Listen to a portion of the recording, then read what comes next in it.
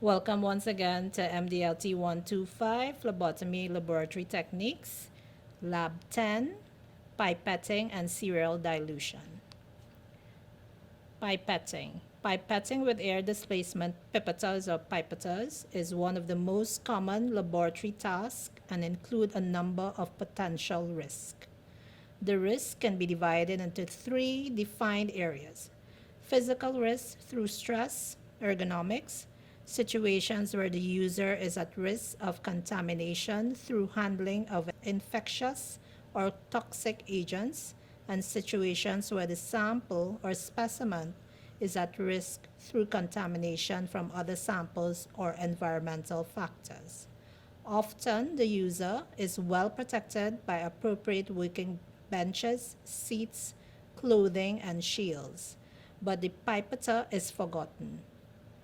Modern air displacement pipettas with disposable tips enable fast and accurate pipetting, but contamination of the pipettas may increase both the possibility of unreliable results and health risk in laboratory work. So we're going to do the Lab 10 practical now, which is pipetting and serial dilution. So in order to do a dilution, we would need a pipette. And this particular pipette is an Eppendorf 1000. So the 1000 indicates the maximum volume that this particular pipette can deliver. And this is in microliters.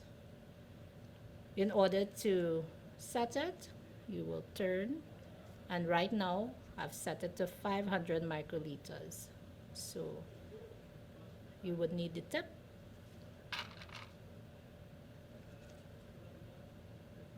and then you would press. There's a first and there's a second stop. So in order to take up the fluid, you go to the first, go into your solution, release the thumb slowly, take off the excess, go to your receiving vessel, press on the first and then the second. So that class was there are three procedures or methods in doing pipetting. That was the forward method. So if we could recap, we have a first, then we have a second stop.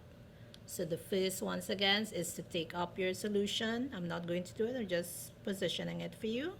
Once you have filled the tip, you then go to the vessel that's receiving it, and you press on the first and then the second.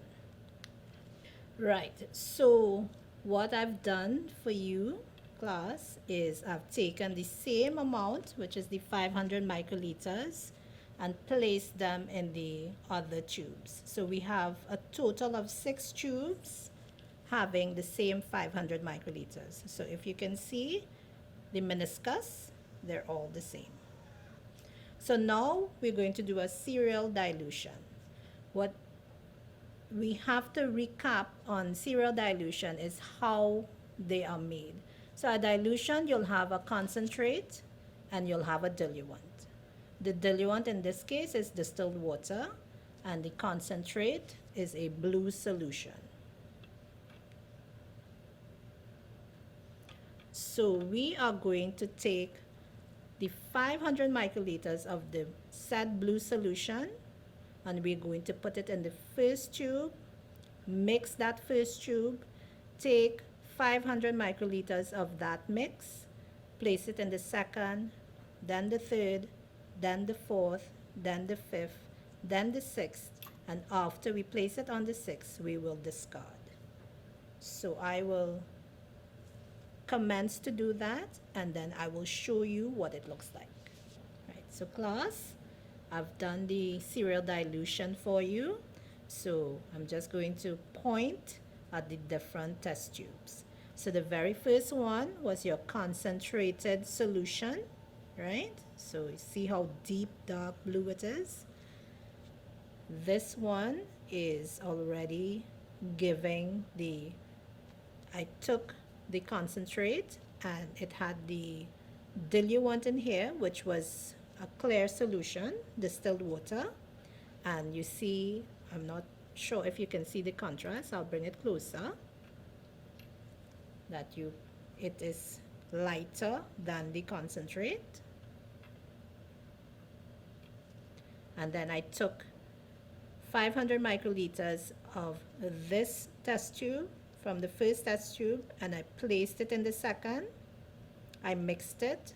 I took 500 again, take from the second to the third, third to the fourth, fourth to the fifth, and fifth to the sixth. So what you would notice is the concentration of the color went from darkest to lightest. Now when we're using the spectrophotometer, which is the next lab that we have, you will need to read from the lightest to darkest, and I will explain why in that video.